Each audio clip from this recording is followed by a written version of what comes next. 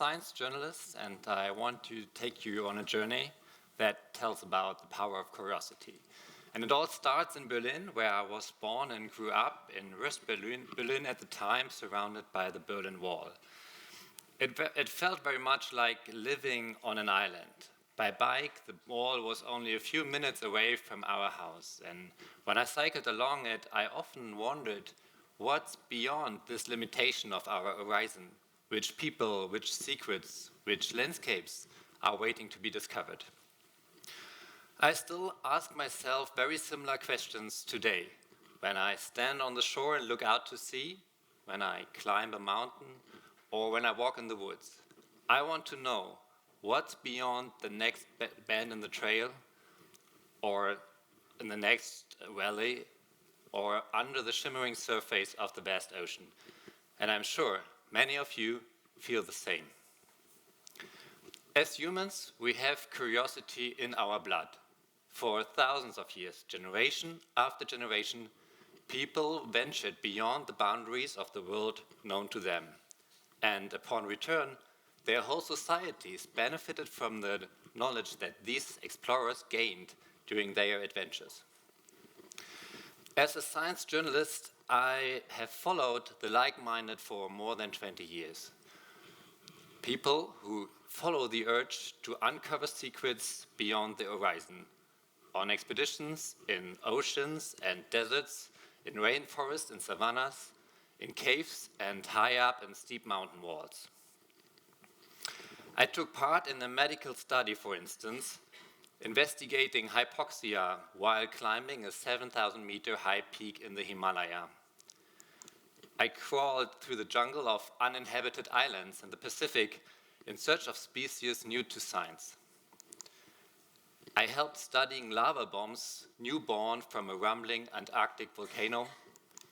And I camped together with scientists in a polar desert where temperature was so low that overnight, from our breath alone, our sleeping bags would freeze to stiff, frozen armors that we could barely get out of in the next morning.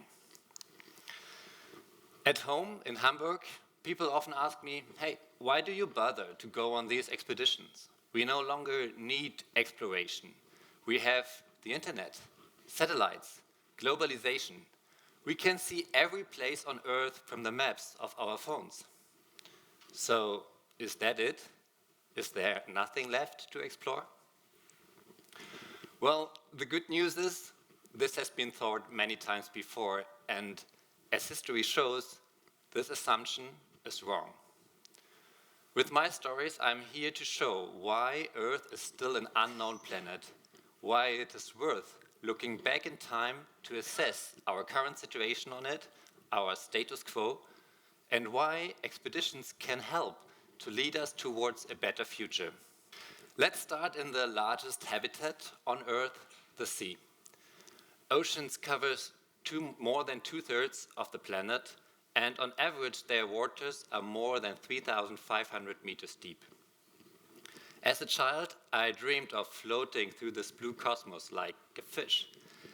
As soon as I finished school, I learned how to dive.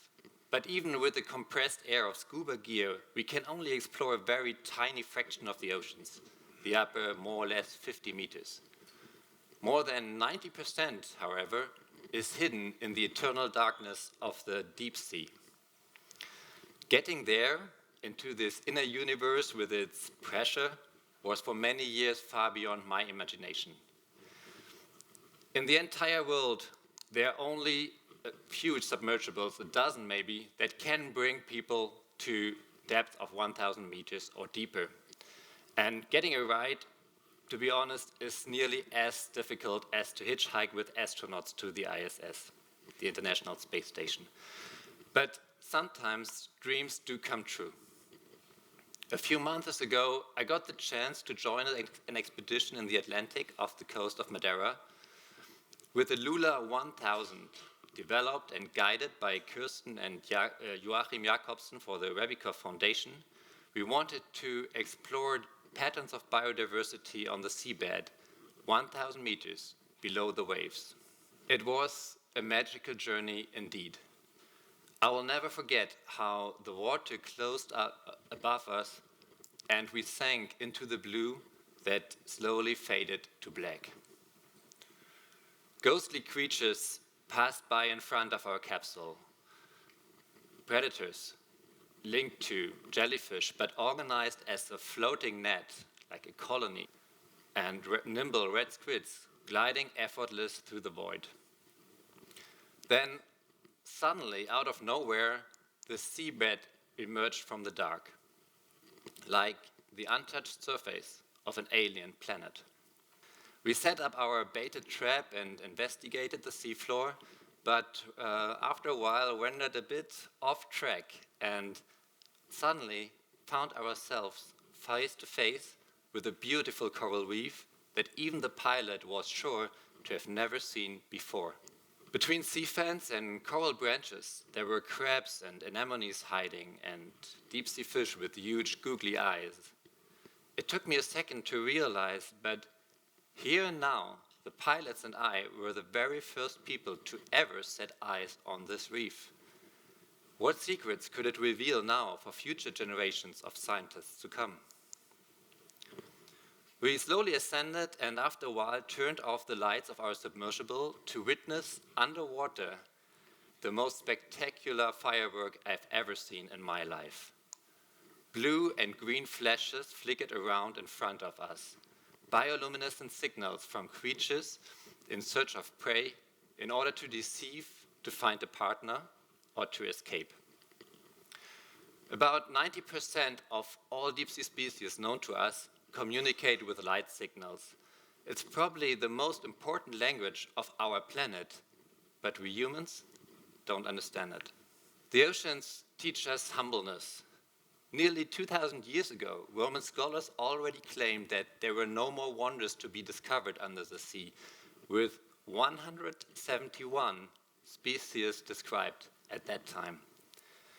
Still, in the 19th century, some experts considered all depth of more than 550 meters to be dead zones. Today, thanks to expeditions like this one, we know, down to the most remote parts, the oceans are filled with life. Millions of species are probably waiting to be discovered. So far, we have only explored 0.00001% of this underwater universe. But with every expedition, we understand more clearly how our survival is linked to the ocean. We cannot exist without it. The oceans give us food and the oxygen that we need to breathe, and they store gigantic amounts of carbon, regulating the climate.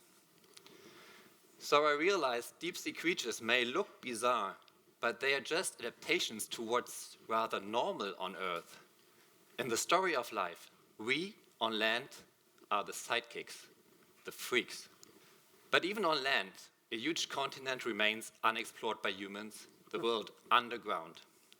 Experts estimate that worldwide, cave systems with a length of several million kilometers may be hidden unmapped. Over the years, I have accompanied quite a few spectacular expeditions to the inner parts of the planet, like in China, for instance, where you have cathedrals deep underground that are majestic. Some of them are that big that you could even put the Eiffel Tower inside. They create their own weather. Underground rivers branch out for dozens of kilometers, and where giant chambers collapse, vertical shafts will open and create a window into the sky. Just like the oceans, we cannot explore cave systems from a distance with satellites. We have to go down, quickly losing our sense of time. We have to stay several days, climbing on ropes down and up again, crawling through mud, or squeezing through passages that are sometimes so narrow that you can barely breathe while you're pushing your body through millimeter by millimeter. These steps, just like the oceans, hold great promises. Microbiologists, for example, keep discovering stunning life forms in caves, like these living stones that we studied in Venezuela. They look like a dry coral reef, but in fact they are microbiological colonies, a superorganism built from sand in the dark. Microbes like that can help us to save lives. They are very interesting candidates for the development of new antibiotics to which germs cannot adapt quickly. For climatologists, too, caves are precious because they hold in their rock layers clues of the climate of ancient times that scientists need to calculate the climate of the future. They are like libraries, just as you can see, sometimes it's rather hard to get in and out. Our world is changing, and it's changing fast. We destroy habitats that have been grown for millennia undisturbed, and we are heating up our atmosphere. The paradox is the strongest effects often can hit regions that are far to reach and to study, like the Arctic. Recently, I had the chance to visit a place where scientists feel the pulse of the Arctic even in winter. Ny-Ålesund, Svalbard is the northernmost settlement of the planet, the last village on the way to the North Pole. There's no road that leads here. Only twice a week a small airplane lands, and every 8 weeks a ship brings new supplies. During the polar night, an international community of around 40 scientists and supporters live here. They study the changes in the atmosphere and in the marine life and in the permafrost. During winter, the temperatures can easily drop below minus 30 degrees. And when the scientists take ice or snow samples, they are surrounded by a darkness for months from which at any second a polar bear could emerge. The scientists take these risks and difficulties to collect their data. It shows the Arctic fever is rising 3 to 4 times faster than the average temperature on Earth. The ice is dying, and this is also affecting global climate patterns and weather systems. Therefore, experts assume that weather extremes such as droughts, heat waves, and floods will occur much more frequently also in Europe and North America. We can only anticipate these developments thanks to the scientists who stay in the Arctic on our behalf. They are our night watch in the far north. Without them, we would be blind for the risky future that we have triggered. And without the baseline data that earlier explorers brought back from their expeditions, we couldn't really classify today's measurements.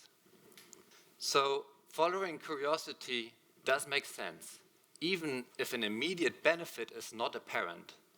Our children and grandchildren will build their world on the heritage that we entrust upon them, with new questions and new technologies that we cannot even imagine today. For me, the most important thing I have learned, everything on this planet is connected with everything else. The Arctic concerns us. The fate of the deep sea concerns us. The fate of cave microbes concerns us. As a science journalist, I try to reveal these connections together with the fantastic photographers that I work with. I try to bring the wonders of alien worlds back to our society and to open the eyes of the public to see what is at stake. I strongly believe in the power and the magic of stories, inspiring people to make a difference. And I think that the power that curiosity can release is deeply anchored in all of us, even beyond cave shafts or deep sea travels. I can see it every time I come home from an expedition and look into the sparkling eyes of 2 young explorers keen to go out there next, my daughters. Thank you very much.